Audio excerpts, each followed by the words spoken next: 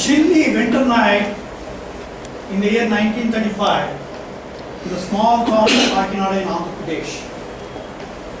Most of the family members assembled in the open veranda of their ancestral home. They were struggling hard to cope with the shocking news they heard just a while back. Satya, at the age of 20 years, was the culprit. All of them were waiting to know what the head of the family sitting at the corner of the veranda has to say. Satya mustered his courage and confidence and walked slowly to the head of the family and said with folded hands, "Uncle, whatever I have done today is a good thing. I am proud of it. If I hurt your feelings or the sentiments of the family, please pardon me. But I like to continue this work for the rest of my life. Whatever you give the judgment, I will abide by that." There was an eerie silence in the veranda.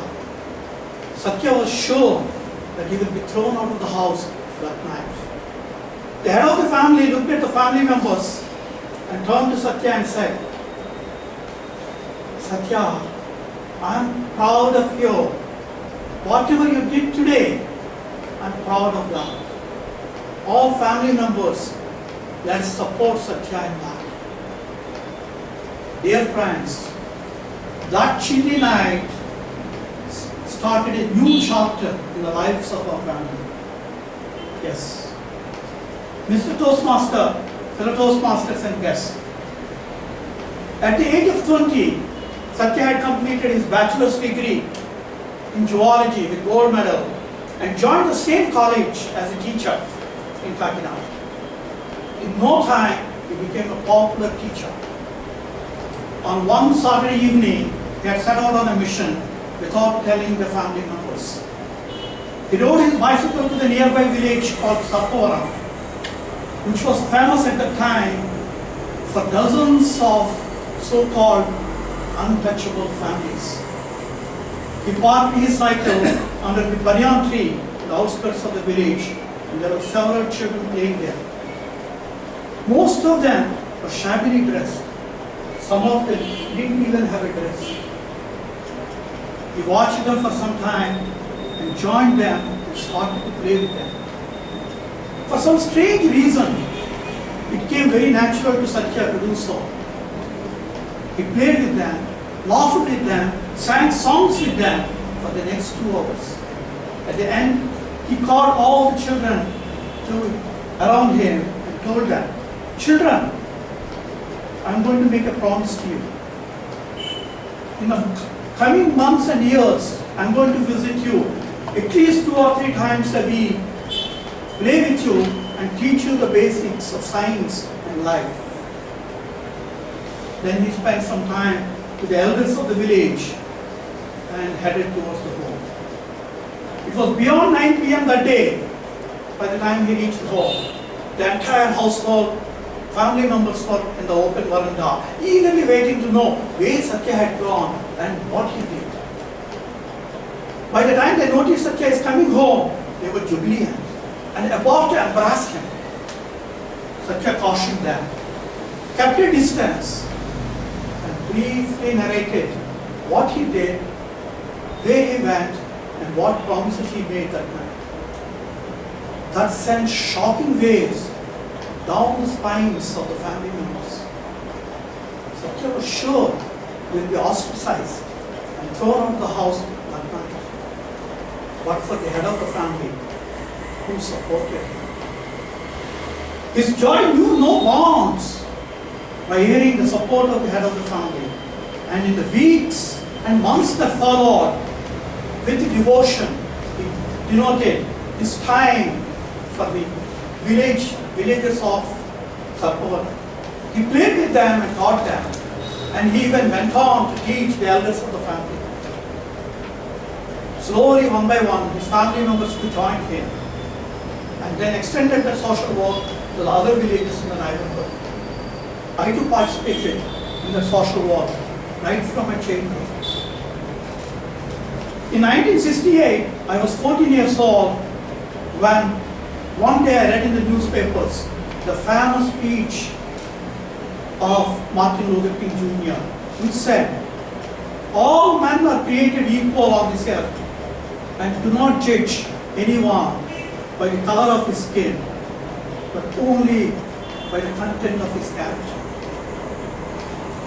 Dear friends, even today in the 21st century, in the year 2010, there are pockets of places all around the world where there is discrimination against the deprived children of our Mother Earth. Just barely a few days back, the paper Times of India reported that 8.7% of the Indian population cannot enter into the common worship, places of worship even today. Please think about it. There was another incident in my life that changed my life forever. It was in 1980. I was hardly in my second year into my job at TCS in Mumbai when I found myself struggling in life. I hated the nasty North Indians who were dominating me, if you allow me to say so. I disliked the mad marketing people who were selling me my mind and my knowledge and my body to the clients. The body shopping was quite prevalent in those days. I applied for leave for a week and went home. By the time, my grandfather Satya became the head of the family, and he started occupying the sacred chair in the Open Government. On the first day of my vacation, I approached him with folded hands and said, "How are you, Grandpa? I have problems in my life. Will you help me?" And I narrated my problems to him. He stood up, put his hand around my shoulder, and told me something I can never forget. He told me that I was entertaining logical groups of untouchable communities in my mind. While I was doing good social work, on one hand, I was entertaining logical, untouchable communities in my mind. The hatred I had towards the so-called North Indians or the marketing people was harming me. He guided me in the months to come to enlarge my capability to work with a wide variety of people with ease and respect. Some of us at times have problems with intolerable in-laws or nasty neighbors, but please do not entertain hatred to anybody. My grandfather reminded me of the famous lines from the famous poem of Sir Rabindranath Tagore, whose 150th birthday falls this year. Where the world is not broken into fragments by narrow juristic walls, where the clear stream of reasoning has not lost its way into the dreary desert sand of dead heart. Dear friends, I appeal to you all to join me in making one promise to our Mother Earth, that we will not disrespect its children. Yes, we may differ on a fact or an act, but respect them. Treat all the children of our Mother Earth as equals. I request you all. Will you accept my request? Yes. Mr. Toastmaster.